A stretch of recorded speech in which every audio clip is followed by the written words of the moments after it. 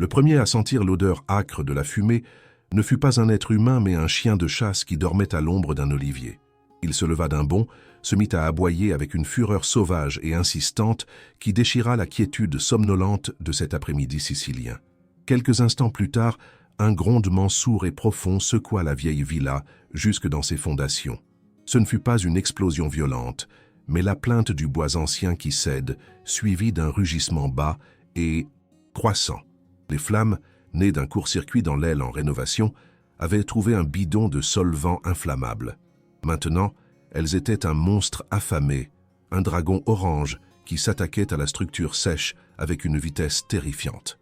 Depuis le jardin, Alessandro Conti, le milliardaire, vit une colonne de fumée noire et dense s'élever contre le ciel bleu et sentit son sang se glacer dans ses veines.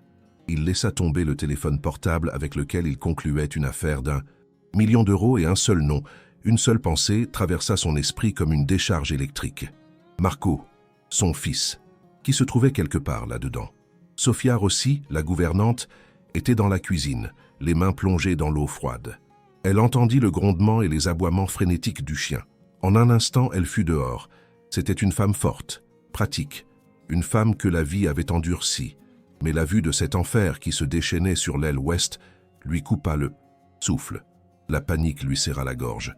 Une griffe glaciale, pas pour elle-même, mais pour Marco. Elle savait, elle était la seule à savoir.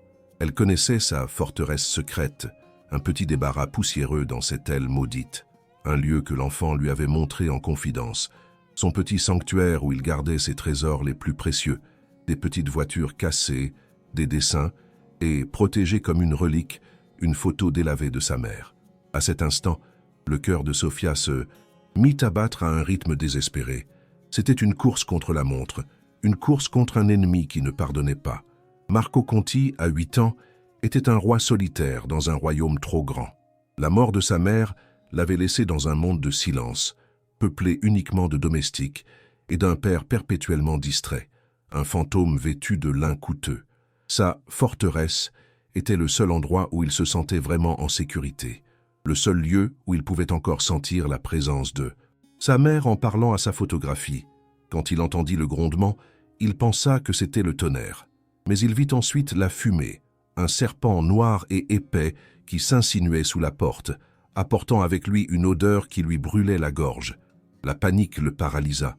Il se recroquevilla dans un coin serrant contre sa poitrine la photo de sa mère, son unique bouclier contre le rugissement croissant des flammes qui approchaient, transformant son refuge en une fournaise. Alessandro, pendant ce temps, était devenu fou. « Marco !» hurlait-il, la voix étranglée par la terreur, courant au hasard dans le jardin. « Marco, où es-tu » Les domestiques sortaient en courant de la villa, hurlant, dans le chaos général. Il tenta d'entrer dans l'aile en flammes, poussé par un instinct paternel tardif, mais une vague de chaleur étouffante le repoussa, toussant, aveuglé par la fumée.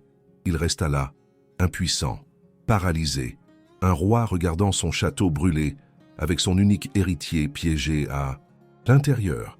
Sa richesse, son pouvoir, ses contacts, tout était inutile face à la fureur primale du feu. Il n'était qu'un homme, un père terrifié sur le point de tout perdre, tandis que tous les autres étaient figés par l'horreur ou couraient sans but. Sofia agit. Son esprit était un ordinateur qui écartait les options inutiles. La porte d'entrée de l'aile était un mur de feu. Impossible. Mais elle connaissait cette maison comme sa poche. Il y avait un autre chemin. Avec une détermination féroce, qui durcit les traits de son visage, elle courut à l'arrière du bâtiment, ignorant les cris de ceux qui lui disaient de s'arrêter.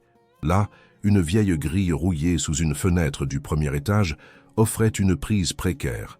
Elle n'hésita pas un seul instant.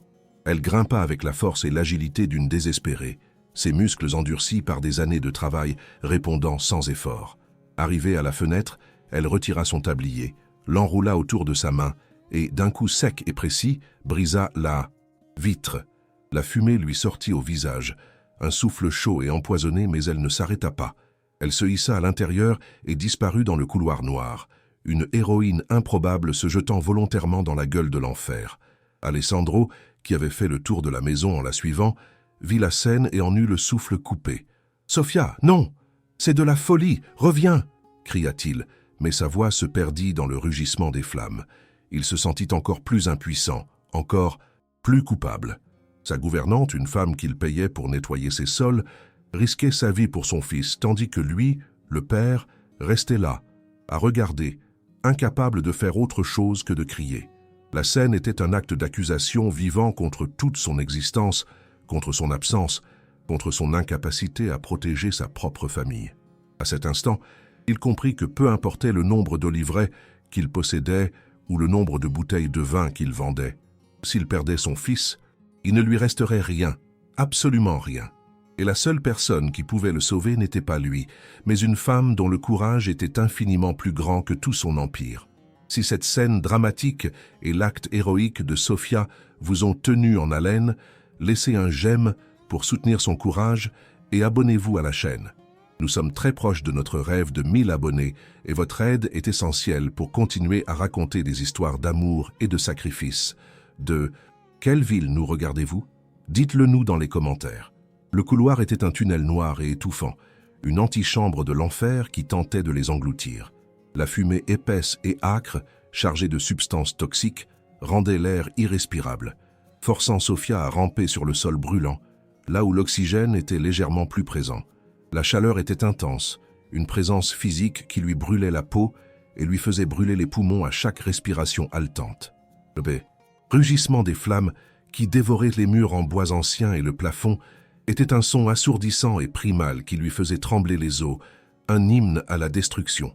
Chaque instinct de survie lui hurlait de rebrousser chemin, de fuir ce cauchemar, mais une image, une seule pensée, lui donnait la force de continuer. Le visage de Marco, ses grands yeux solitaires. Elle ne pouvait pas l'abandonner. Guidée uniquement par sa connaissance par cœur du plan de la maison et par un amour plus fort que la peur de la mort, elle avança dans l'obscurité, toussant violemment, les yeux brûlants, vers le petit débarras au bout du couloir. Chaque mètre gagné était une victoire contre le temps, un pari désespéré contre un ennemi implacable et sans pitié. Elle trouva la porte du débarras, dont la poignée en laiton était incandescente. Avec le tablier toujours enroulé autour de sa main pour se protéger, elle la tourna avec un effort immense et ouvrit la porte en grand. À l'intérieur, la fumée était moins dense, mais l'air était tout aussi irrespirable, presque solide. Et dans un coin, elle vit une petite silhouette recroquevillée, un paquet de terreur. C'était Marco. L'enfant était paralysé par la peur, le visage sale de suie et strié de larmes, son petit corps secoué de quintes de toux convulsives qui semblaient le briser. Mais il n'était pas seul. Il serrait contre sa poitrine, avec une force désespérée, la photographie délavée de sa mère, son unique et fragile bouclier contre l'horreur qui l'entourait. « Sophia !» murmura-t-il, sa voix à peine plus qu'un sifflement rauque, la voyant comme une apparition miraculeuse, un ange gardien sorti des flammes. « J'ai eu si peur !» Sophia ne perdit pas de temps en paroles. Le long du couloir, elle avait vu une salle de bain de service. Elle s'était souvenue d'une vieille couverture en laine rangée dans le placard. Avec une rapidité incroyable, elle était entrée, avait imbibé la couverture d'eau dans le lavabo et l'avait emportée. Avec elle, une intuition qui allait s'avérer décisive. Maintenant, elle enveloppa l'enfant tremblant dans cette couverture mouillée, créant un cocon protecteur contre la fumée et la chaleur. « Tout ira bien, mon trésor », lui dit-elle, sa voix incroyablement calme et rassurante malgré le chaos et le danger mortel. « Je vais te sortir de là maintenant, fais-moi confiance. » Elle chargea l'enfant dans ses bras, un poids presque insignifiant pour l'adrénaline qui coulait à flot dans ses veines, et se retourna pour revenir sur ses pas. Mais le couloir qui, quelques instants plus tôt, était un tunnel de fumée, était maintenant un mur de feu infranchissable. Une poutre du plafond, consumée par les flammes, s'était effondrée avec un bruit terrifiant, bloquant complètement la voie de sortie. Ils étaient piégés. Pendant une seconde, un froid mortel, plus froid que n'importe quelle flamme, lui serra le cœur. Mais son esprit pratique et résilient, habitué à trouver des solutions là où d'autres ne voyaient que des problèmes, reprit le dessus. Il y avait un autre chemin, le seul chemin, la fenêtre. Elle courut vers la petite fenêtre du débarras, celle qui donnait sur l'arrière de la villa. La fumée dans la pièce devenait de plus en plus épaisse, le temps pressait. Chaque seconde était précieuse. D'un puissant coup d'épaule, elle brisa la vitre déjà fissurée par la chaleur. L'air frais qui entra fut une bénédiction, une gorgée de vie dans un monde de mort, mais la vue en contrebas était terrifiante. Ils étaient au premier étage, un saut de près de 4 mètres, et en dessous il n'y avait pas d'herbe douce ou de piscine, mais un grand et enchevêtré buisson de roses anciennes, un enchevêtrement de branches épaisses et d'épines acérées comme des poignards. Un atterrissage dangereux, presque suicidaire, mais c'était le seul choix possible entre une mort certaine, par suffocation, et une chance, aussi infime soit-elle, de salut. Elle n'hésita pas. Tenant Marco serré contre sa poitrine, protégeant son visage d'une main, elle se pencha sur le rebord. « Ferme les yeux, Marco, et serre-toi fort contre moi, ne lâche pas pour rien au monde, lui ordonna-t-elle. Et puis, avec une dernière profonde inspiration, elle se jeta dans le vide.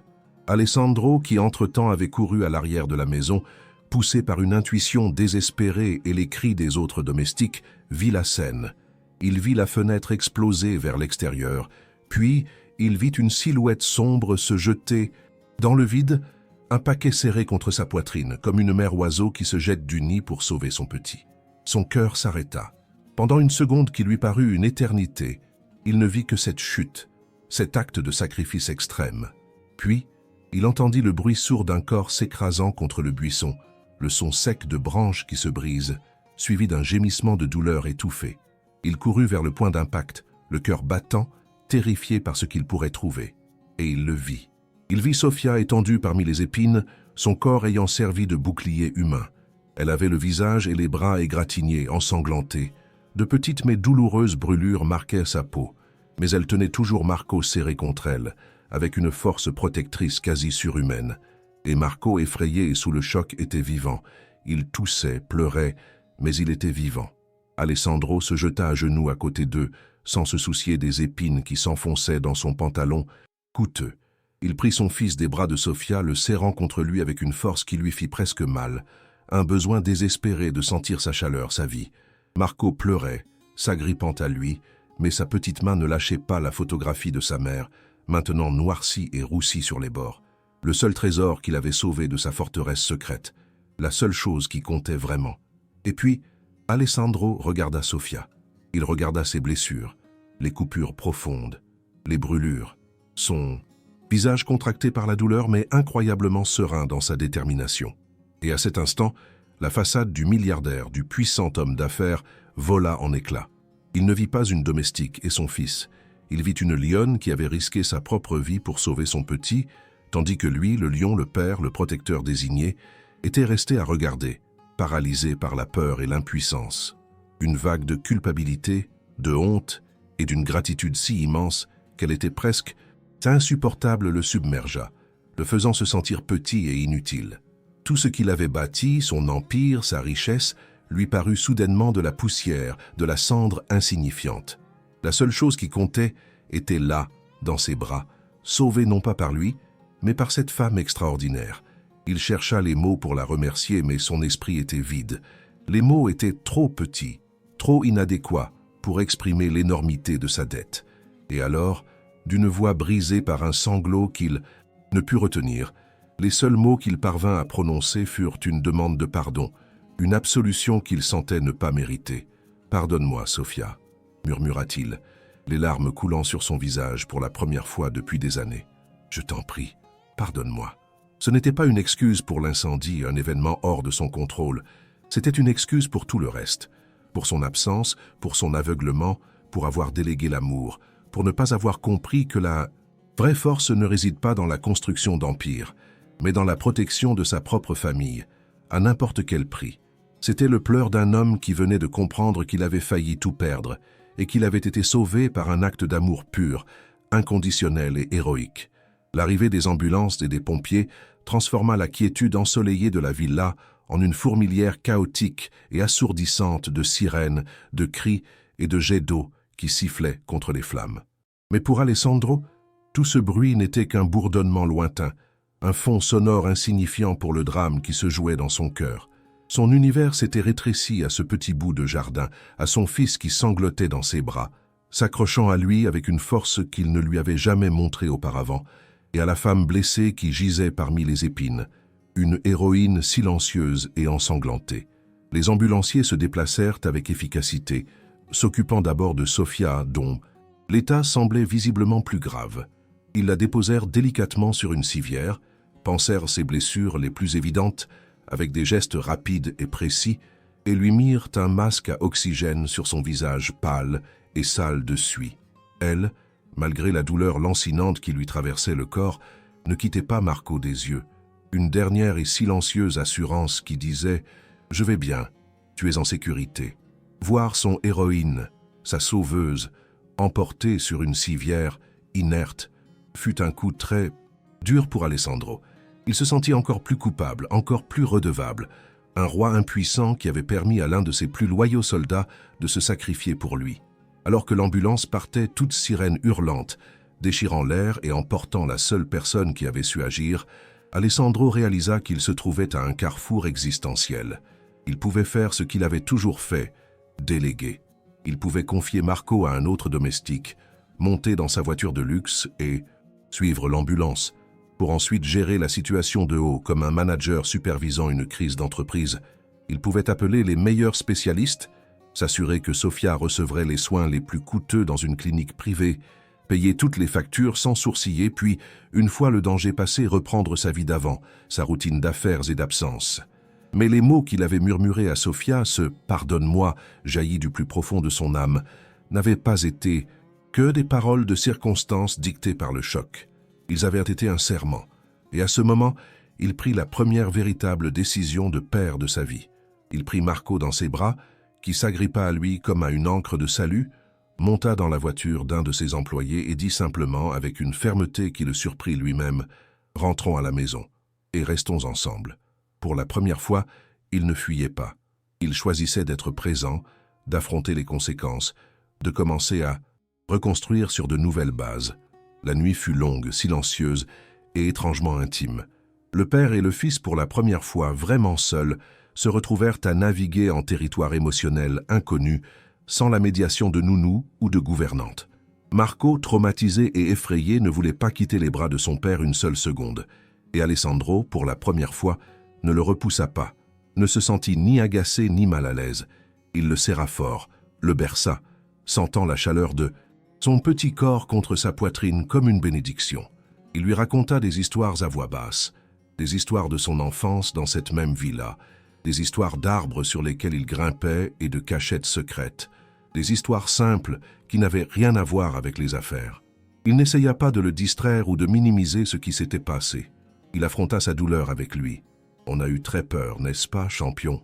lui dit-il, et Marco hocha la tête, enfouissant son visage dans sa poitrine. Mais Sofia a été très courageuse. C'est une héroïne, notre héroïne, et elle va vite guérir, je te le promets.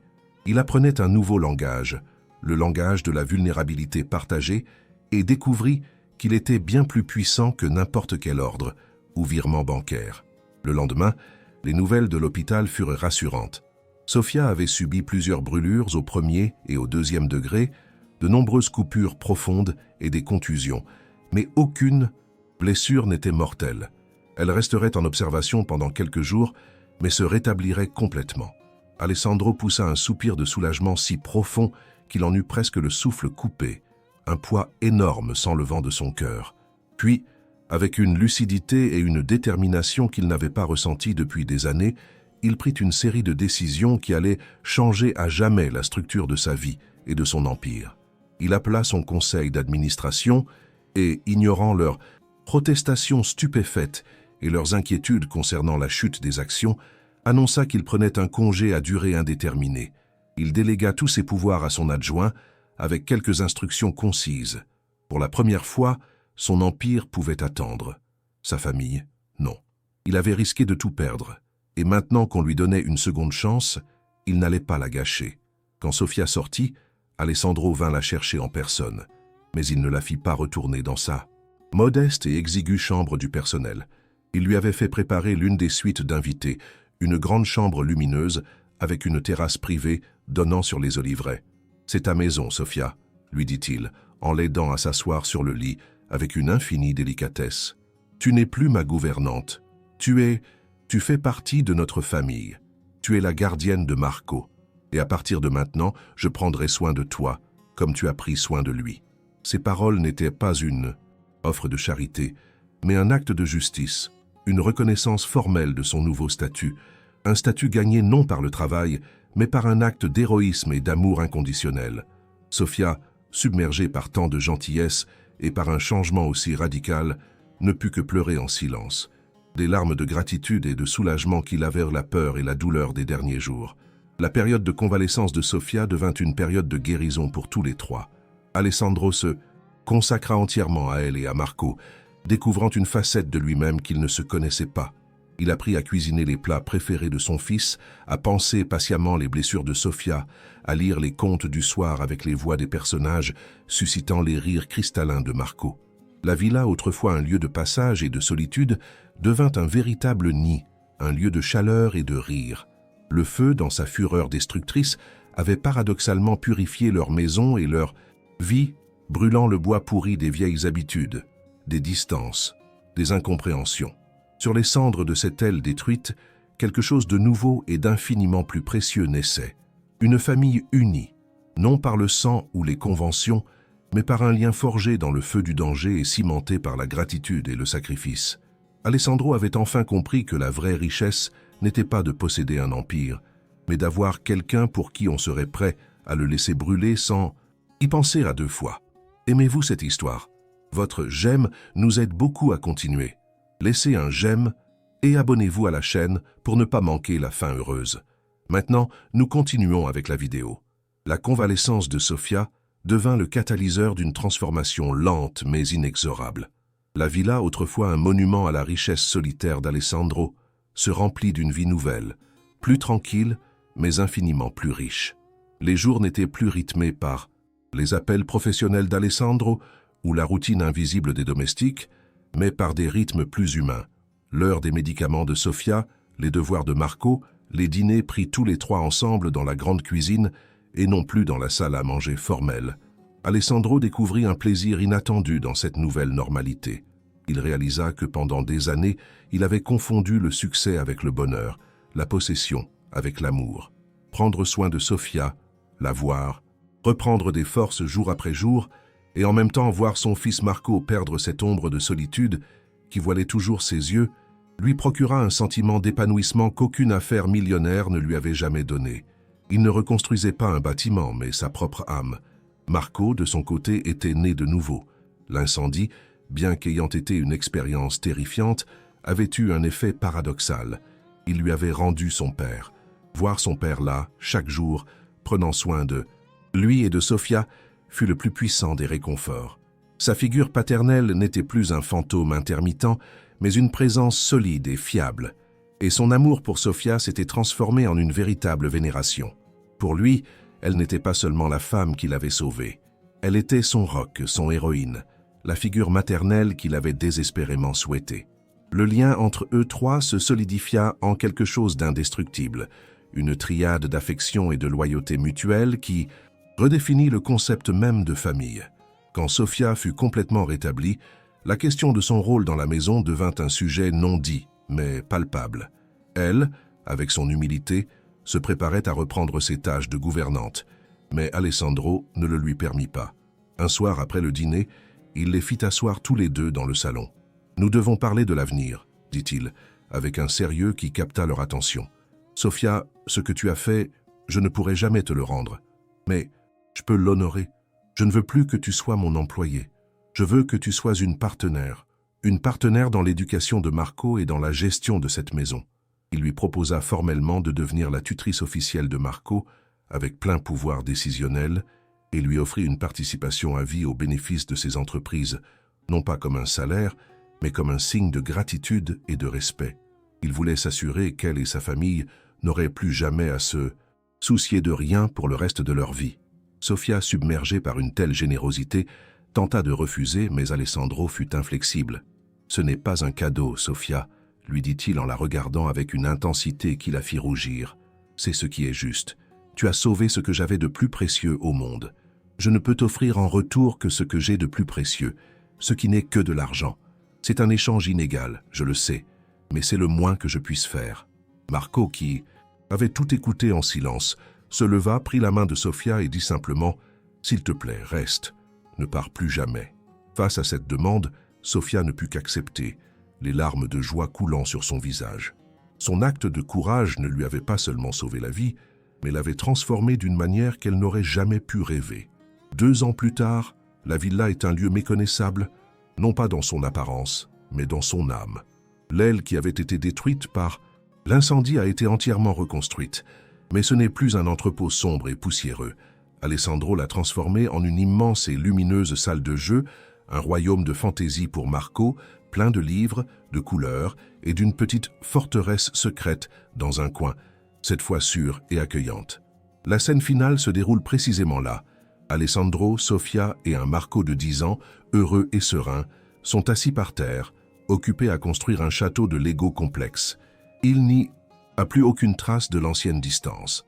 Alessandro n'est plus le milliardaire distrait. C'est un père présent qui rit et plaisante avec son fils. Sofia n'est plus la gouvernante.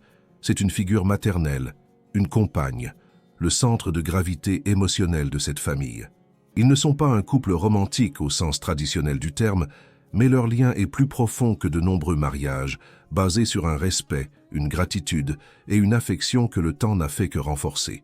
Ils rien à propos d'une pièce du château qu'ils n'arrivent pas à assembler. À ce moment, Marco s'arrête, les regarde tous les deux, d'abord son père, puis Sofia, et avec une simplicité désarmante, il dit « Je suis content que vous soyez là ». Alessandro et Sofia échangent un regard qui contient tout, le souvenir de la terreur, la gratitude pour le salut et la joie sereine du présent. La maison, autrefois marquée par la perte et la solitude, avait été purifiée par le feu. Les flammes avaient détruit le bois pourri des vieilles habitudes, des distances, des incompréhensions, laissant place à une reconstruction. Et sur ces fondations, ils avaient bâti quelque chose de nouveau et d'infiniment plus solide, un véritable foyer, une famille unie non par le sang, mais par un acte d'amour et de sacrifice qui les lierait à jamais. Ils avaient appris, de la manière la plus dure, qu'il est parfois nécessaire que les structures de notre vie brûlent jusqu'aux fondations pour pouvoir voir clairement ce qui est vraiment important et pour avoir la chance de reconstruire mieux et plus fort qu'avant. Pensez-vous qu'un acte héroïque peut vraiment changer la nature d'une personne, comme cela est arrivé à Alessandro? Laissez un like si vous croyez au pouvoir transformateur du courage et du sacrifice. Abonnez-vous pour plus d'histoires qui célèbrent les héros du quotidien. Commentez « L'amour sauve ». Si vous aussi, vous avez été touché par l'histoire de cette famille renaissant de ses cendres,